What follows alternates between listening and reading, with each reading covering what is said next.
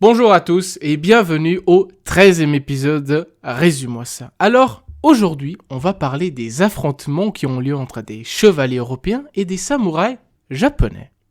Alors, je vous le dis tout de suite, dans la phrase que je viens de dire, il y a un brin de vérité, mais également un brin de fausseté. Comme souvent, l'histoire est grise, mais on va essayer de mieux comprendre cela. Commençons par le point de départ de cette histoire. On se trouve au XVIe siècle et c'est le début de la colonisation européenne de l'Asie. Les Européens s'installèrent progressivement sur tout le continent asiatique en conquérant et colonisant principalement des villes côtières. Ces comptoirs étaient des bases extrêmement importantes pour le commerce des épices notamment. On avait ici deux puissances européennes qui étaient également des pionniers des explorations maritimes. D'une part, l'Empire portugais qui explora et mit en place des comptoirs pour ses routes de commerce.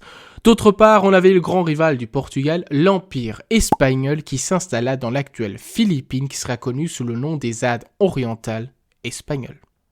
C'est dans cette Inde orientale qu'on aura nos premiers témoignages sur un affrontement entre les Espagnols et les Japonais. Les Espagnols avaient fait en 1571 Manille leur capitale coloniale. Dans ces Philippines, les Espagnols ont rencontré une multitude de cultures et peuples différents. À leur début, les Espagnols ont, à côté de l'hostilité des indigènes, dû également faire face à des raids de pirates japonais. En 1574, une telle attaque fut lancée par ces pirates japonais à Manille, mais celle-ci fut repoussée par les Espagnols qui disposaient d'une meilleure position stratégique et de plus d'expérience de combat.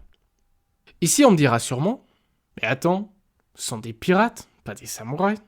Et je vous répondrai que vous avez tout à fait raison. Pourtant, regardons cela de plus près. Commençons par ces pirates. Qui sont-ils ?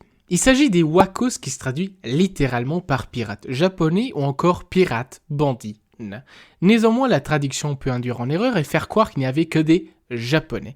Toutefois, cela serait faux. C'était certes des japonais, mais on avait également des chinois ou coréens qui payaient les régions côtières. Alors, où sont les samouraïs dans cette histoire ? Eh bien, samouraï ne signifie pas seulement cette classe guerrière japonaise qui ne combatte qu'au katana. Il y a également l'esprit samouraï, esprit qu'on a aussi chez les chevaliers.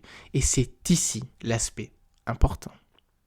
Les pirates japonais n'appartenaient pas forcément à cette classe guerrière, mais furent imprégnés de la tradition japonaise des samouraïs.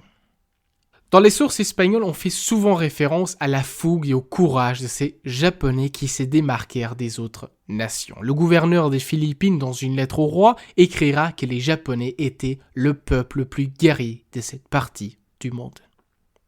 Mais il y avait aux Philippines également des Japonais qui habitaient à Manille dans l'enclave japonaise de Dilao. On y avait des marchands, mais également des réfugiés qui étaient des chrétiens japonais fuyant la persécution dans leur pays.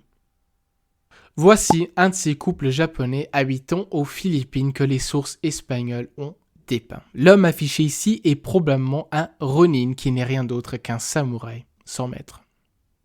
En effet, parmi les réfugiés japonais, il y avait également certains japonais qui, au-delà d'être imprégnés de la tradition japonaise des samouraïs, provenaient de cette classe de samouraïs. Ces mêmes japonais proposèrent leurs services en tant que mercenaires et furent engagés par de nombreux royaumes en Asie, mais également par les Européens. Tous connaissèrent le talent de ces japonais et les Espagnols ont également engagé leurs services pour contrer des soulèvements d'indigènes. En 1587, le gouverneur des Philippines écrira au roi espagnol « Les Japonais sont une race énergique, habile dans l'utilisation de nos armes. Toutes les autres nations manquent de cet esprit et sont lâches, ignobles et abjectes. » Cette lettre montre bien la haute estime que les Espagnols avaient des Japonais, mais montre également que les Espagnols savaient faire la différence entre les Japonais et les autres nations. Ils n'étaient pas tous égaux. Tout au long de leur domination, les Espagnols utilisèrent ces mercenaires samouraïs pour leurs projets. On avait ici fait appel à leurs services pour la conquête du Cambodge à la fin du XVIe siècle. Les Espagnols et les samouraïs avaient de ce fait une relation particulière. En 1650, le célèbre jésuite Balthazar Gracián, dans une lettre au roi, décrivait les mercenaires samouraïs comme les Espagnols de l'Est. Il ne pouvait y avoir plus grand compliment à l'encontre de ce peuple. Comme je l'ai annoncé au début de la vidéo, prétendre qu'il y a eu un affrontement entre des chevaliers et des samouraïs est faux, mais il y a un brin de vérité. Certes, il y a eu des affrontements entre des Européens et des Japonais, mais on est loin de l'époque des chevaliers en armure complète et des samouraïs n'ayant que leur katana et une dague.